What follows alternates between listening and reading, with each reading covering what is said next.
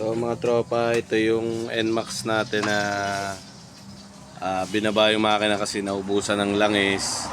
So ngayon to bubuuin ko na gawin natin mga tropa 180. So ito na yung gamit ko na block MTRT. So sinalpa ko na yung block niya mga tropa. Tapos papalit tayo ng throttle body. Pitch bike yung ginamit ko mga tropa.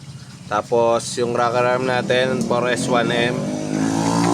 Palit na rin tayo ng pitch bike na valve seal. Tapos ito yung ating cams MTRT. Palit na rin tayo ng bushing mga tropa. Ito yung ating valve seal. So gawin nating 180cc to. So ito yung stock na throttle body. Papalitan natin ng MTRT. So ito yung mga kinalas natin mga tropa. Ito nagkatama yung cylinder block nya.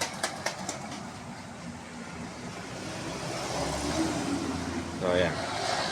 Medyo malalim din yung tama nito.